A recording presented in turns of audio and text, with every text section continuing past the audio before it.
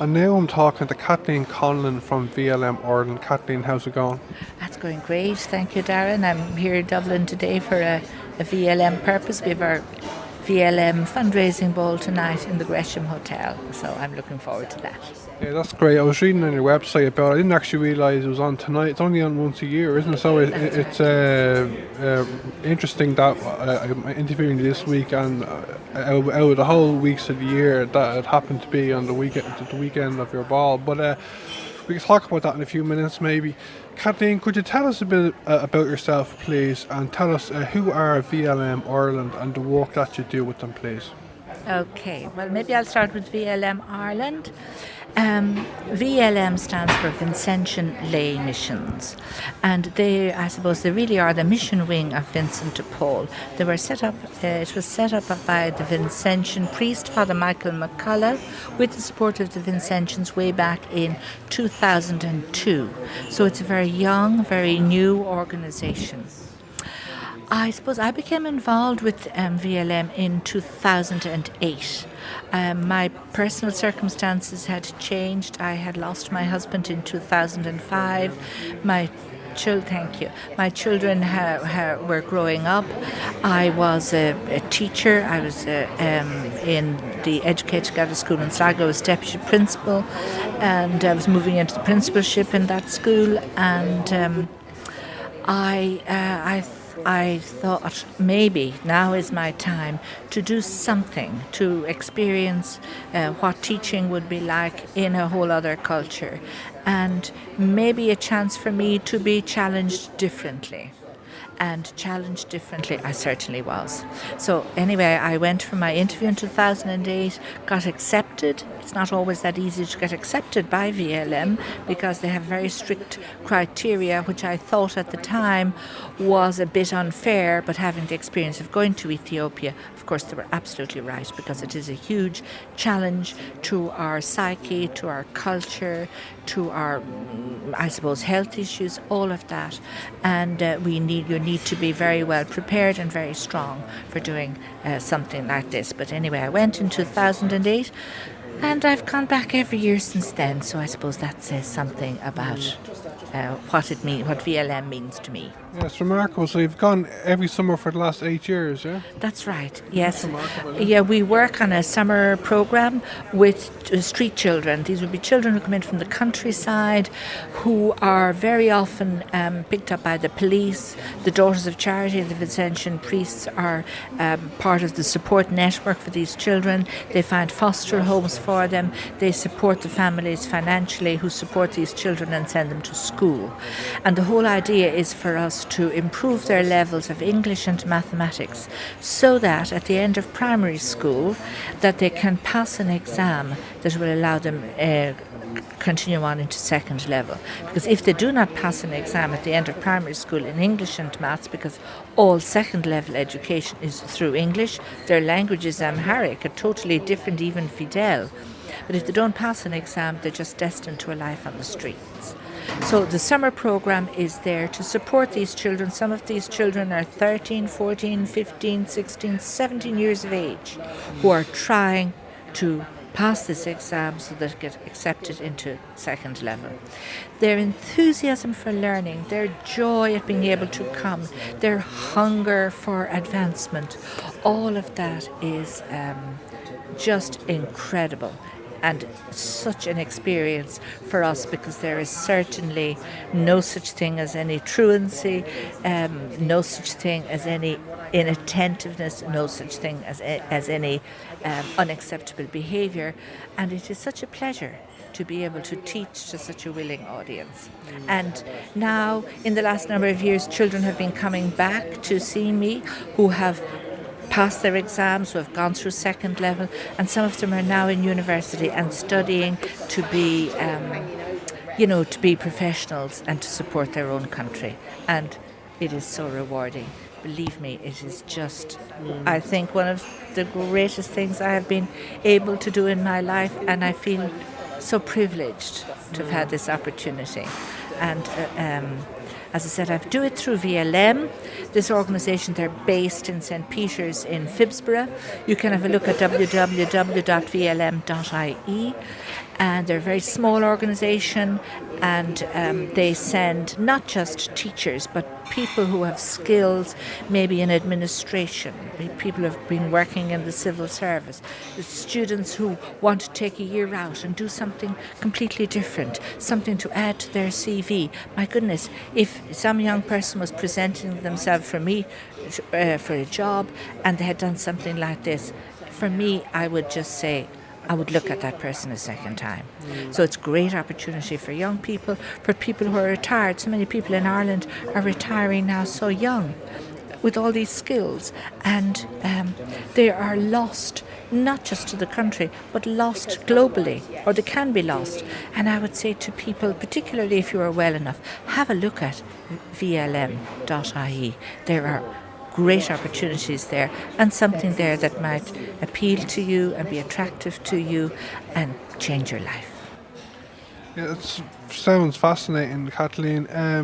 But before, you can talk again in a minute if you want, maybe about what it's like in Ethiopia, if you want. But just a couple of questions about the organisation in Ireland.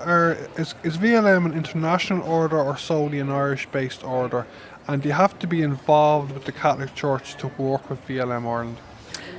I'll take your first question first, which is, do you have to be involved in the Catholic Church to work with VLM?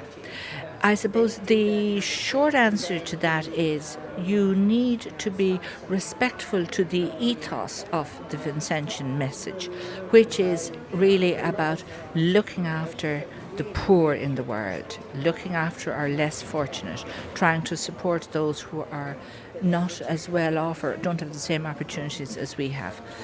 It's based on the I suppose the philosophy of Vincent de Paul. He wasn't looking to see if somebody was a Catholic or not a Catholic, or whether they belonged to any particular religion. And I suppose, coming from my own background of multi-denominational education, one of the things that I found attractive, or find attractive about VLM, is that as long as you're respectful to the ethos of the organisation, what religion or not that you belong to is irrelevant, just as long as you're respectful. And religion doesn't come into the question anyhow in Ethiopia, because there's no religion taught in the schools. You don't go there. Even the Daughters of Charity, whom I met, Irish sisters who were involved out there, would say, keep religion out of it. This is about humanity. And so I would say, you don't have to be a Catholic, not at all, to go with a VLM. You said there at the start of the interview that VLM are the overseas mission kind of section of the Society of St. Vincent de Paul. So is it true to say you're an international order then? Is it like? Well, we are involved also in America. The VLM have the Vincentian Mission Wing, but they're attached to the Vincentians. Wherever the Vincentians are in America, they have this mission wing attached to them. And in Ethiopia, I have met several volunteers from the US who come over, and some of them work in schools, some of them work in the community, some of them work with women's groups, some of them work with upskilling men's groups, upskilling the daughters themselves, because they're huge needs. They would say to you, they have a great phrase of capacity building. It is about improving their levels of English, helping them to write their reports for their donors, and to write reports for different organisations that they're involved in. There is just an almost unlimited need, and an unlimited skills need. So people should never think, oh, well, what could I do? I'm not a teacher.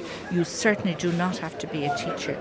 Teaching is only one small element to the support of VLM. And if you speak English, you are teaching anyhow, because all your interactions will be through English. So please do not be put off just because you don't have particular, I suppose, a title to your skill base.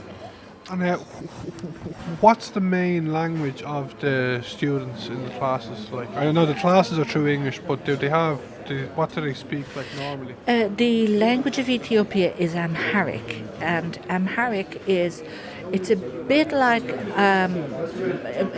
Egyptian hieroglyphics is how I would describe it. Looking at it, there is nothing that is familiar in it, and so for these children to move from that into English, and to have to pass an exam in English and have to learn everything through English when they come to second level, it's a huge challenge, especially for children who come into the countryside. And as I said, that's where our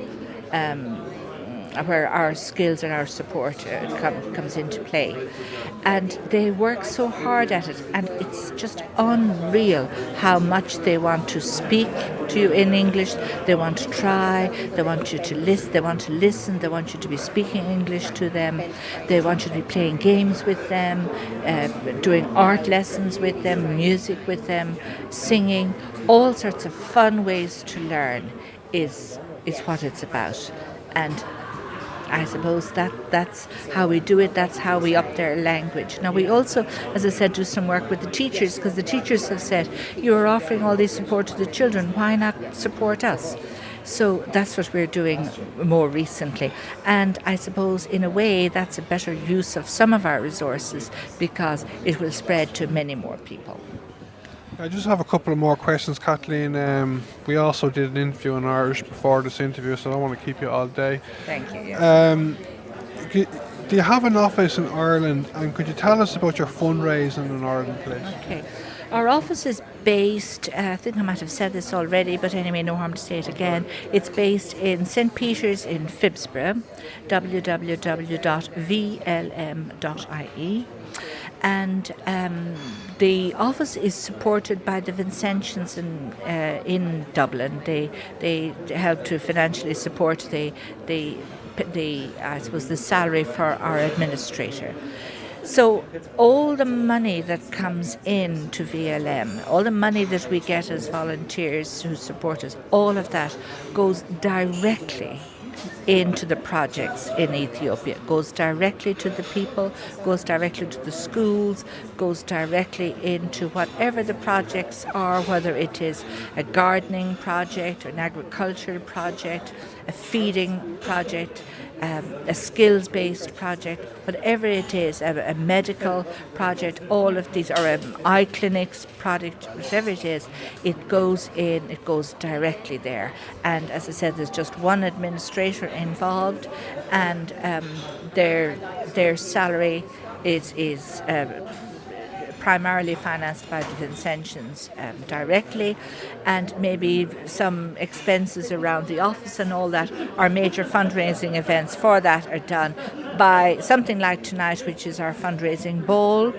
We run raffles during the year, certain raffles. We have table quizzes. We're doing an Ethiopia run. There are a few fun-based events like that help to fundraise, but also help to raise the profile of VLM, because it's not all about raising money, because really what VLM needs, they need the skills of people primarily. The money part of it actually is secondary. Kathleen, I've only two more questions. You spoke a bit about this, what I'm going to ask you now already, so you don't have to go into it all again. But if people want to volunteer, they have to go for an interview. Could you just tell us a little bit about the process, if anyone's listening and is thinking about finding out more about going to Ethiopia, please? Yes, thank you, Darren. I suppose this would be the main purpose of my doing this interview today, is just to try and spread the word of VLM. If anybody listening is interested, I would say go to www.vlm.ie, have a look at the website. You can see the variety of skills and supports that are required. If you're unsure, call up Mary Ann or her delegate. Call up the office and talk to Mary Ann, and she will certainly be able to guide you and support you. And you can email your questions, and then you can have a think about it. You can arrange to call in and talk to her. There are several volunteers. I think we've had about 250 volunteers, and you'd be more than welcome to give me a call, for example.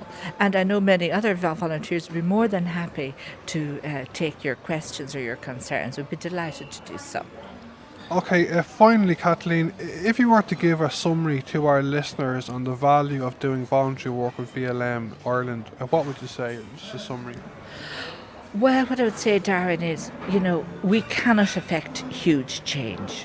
There is. But one of the things that I learned in Ethiopia through meeting those children who have come back to see me now after they've, let's say, after 8 years, or working with the Daughters of Charity there, I've learned that the little things become big. The little things that make the difference, and that the ripple effect comes out along the way. If we didn't go, those children or their daughters or the different projects, wouldn't be supported. Like, for example, this year we were in Bulbula. We were able to buy donkeys for families to help them bring water from the government watering places, or the government pumps that are in there. We were able to help roof houses where the roofs were leaking. We were able to help put in windows. We were able to help the daughters to lease more land so they could grow more corn and help to feed the people during the dry season. We were able to support children through scholarship. It's just, we were able to help to send children up from the countryside who have, I suppose, you doing all this yourself? No, well, with just one other volunteer. But I was able to bring other people's goodness. It was the goodness of other people, for our friends and family who support me here in Ireland. It was because of their goodness that I was able to bring this to Ethiopia. And in a way, I'm the privileged one, because those of us who go, we can see what happens to the goodness of others, how it changes people's lives, and we're the ones who get thanked. So I'm so grateful that I have the health and the strength and the will and whatever it takes, energy possibly to do this. And I would say to retired people out there, have a look. It's really worth it. It's so worth it. And for me personally, my new learning is gratitude. I had my own huge losses in my life. My late husband Fred was a sculptor. He was my soulmate, a most wonderful father to our 5 children. And to be able to say now that I have learned the meaning of gratitude again, I never thought I could say that, but Ethiopia has taught me gratitude. Hey, Kathleen, it's great talking to you. I hope you have a great time at the ball tonight, right? Thank you, Darren. Nice talking to you too.